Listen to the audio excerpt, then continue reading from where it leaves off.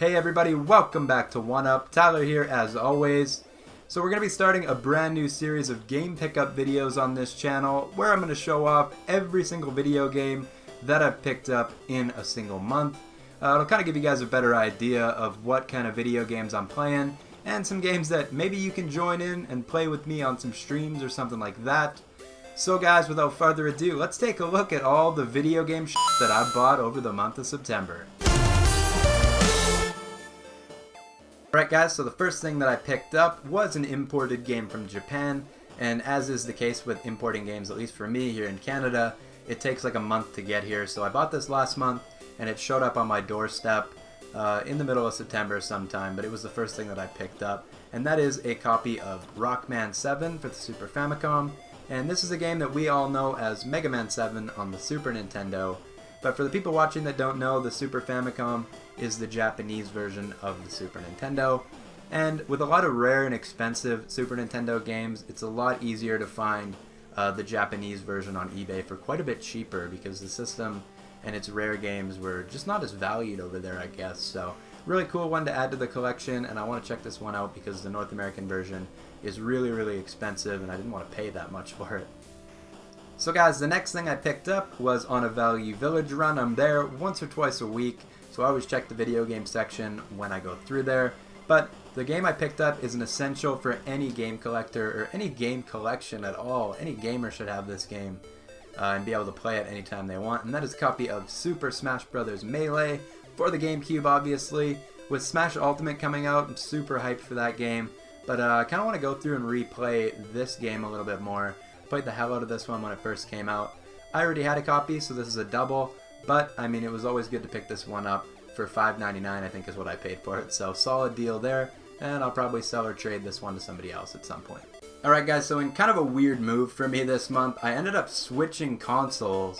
If you know me from before, you know that I was always a PS4 and Sony guy strictly, didn't buy anything else, but I ended up getting an Xbox One not too long ago. And I figured, you know what, most of my friends are on Xbox Live, so I had to make the switch. I ended up selling my PS4, the launch edition model, for pretty good money actually. I ended up getting a couple $100 for it. And I purchased this. Used, obviously. I got the white 1TB Xbox One S. Ended up upgrading the hard drive, and that was only 500 gigabytes when I got it. But it was in good condition, and the 4K aspect of this actually really turned me on to this console, because the 4K looks great and it really doesn't affect the price point too much. I know with the PS4 you have to get the PS4 Pro, which is quite a bit more expensive, but I was happy to get this in good condition. The lady I bought it from was really nice, so shout out to her.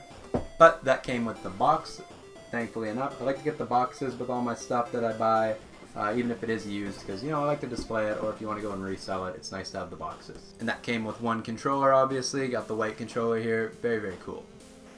Now, I did own an Xbox One in the past. I had the launch model of that as well. That's why you see a couple of Xbox One games there behind me somewhere. But I had to pick up a couple new games because I always do that every time I get a brand new console. And here's the games that I picked up. First off, I picked up this year's entry in the only sports game that I buy, and that is NHL 19. Got PK Subban on the cover there. Really fun game. They added a couple of new modes this year that definitely make it worth checking out. I don't know if you should pay the brand new price. It's like $90. We really get fucked here in Canada with the video game prices, but for $90 I don't think it's worth it. But if you can get it around Boxing Day or Christmas, that $50 price point makes this game 100% worth it. And then after I picked up that game, I was at a local pawn shop and I ended up finding two games for $10. This particular pawn shop sells their games for pretty cheap, so I picked up a copy of Gears of War and Rare Replay in a 2-pack there. I'm pretty sure this came bundled with the system at some point, but I wanted to check out Rare Replay, and I've never really played the Gears of War series too much. Despite owning a couple of the games on the Xbox 360, I just never got into it, so definitely want to check that out at some point, but this is a cool one to have. Lastly, for the Xbox One, I picked up another game that kind of slipped by me when it first came out. I checked it out a little bit, watched a couple of reviews, and just never ended up picking it up, so I have it now.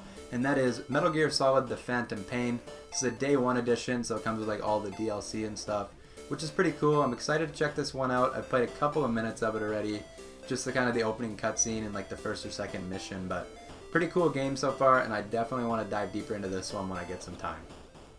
Okay guys, so the next console I picked up, I mentioned I picked up a couple, was a Nintendo Switch. So what happened with that is I ended up buying that Xbox One, and then I was browsing through kind of our local classified ads website that we have here where I live, and I found somebody selling a PS4.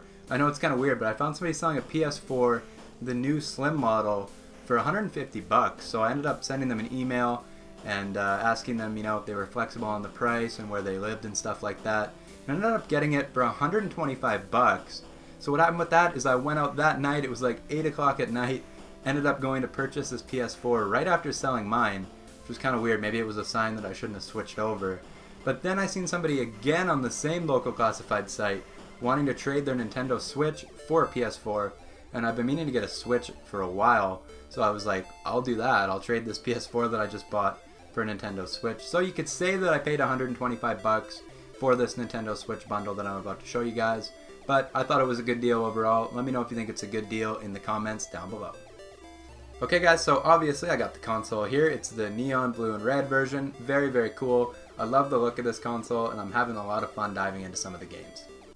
And it came with the dock there in really, really good condition. Everything works. I tested it out, so I thought it was a really, really good deal. And it didn't stop there. He had the box to go along with it, so that's really, really cool to see. I love when people keep the boxes and stuff, and it just adds to the value to me if they have the box with them. I got the Joy-Con grip there as well with it. That was an obvious thing to come with it. But he also threw in this Power A Legend of Zelda controller that's kind of set up like an Xbox One controller. And from what I've used of this thing, it's actually really, really good and not that expensive. So if you guys want to see a review on this particular controller, then definitely let me know down in the comments below. And then as I mentioned before, the Switch that I bought came with a couple of games. He had a copy of Minecraft of all things for some reason, and this was actually brand new and sealed, but he threw it in. So I ended up playing it for a little bit and had quite a good time with it actually. It's a pretty fun game if you actually get into it. And he also had another game that I had been meaning to check out, and that is The Legend of Zelda Breath of the Wild. Awesome, awesome game. If you haven't checked this one out already by now, then you've been living under a rock, but enough has been said about this one, so I'll spare you guys the time, but it's a great game. So after I picked up all that stuff, a couple days later I went down to my local Best Buy, and I ended up picking up a copy of Mario Kart 8 Deluxe. Awesome game. This one's pretty much the same as the Wii U one, but it just adds a couple new tracks and some DLC, as well as the battle mode is back in this one. It's a must-have to have when you have people coming over or parties or anything like that, and it's fun to just play single player, so this is one of my most played games on the Switch right now.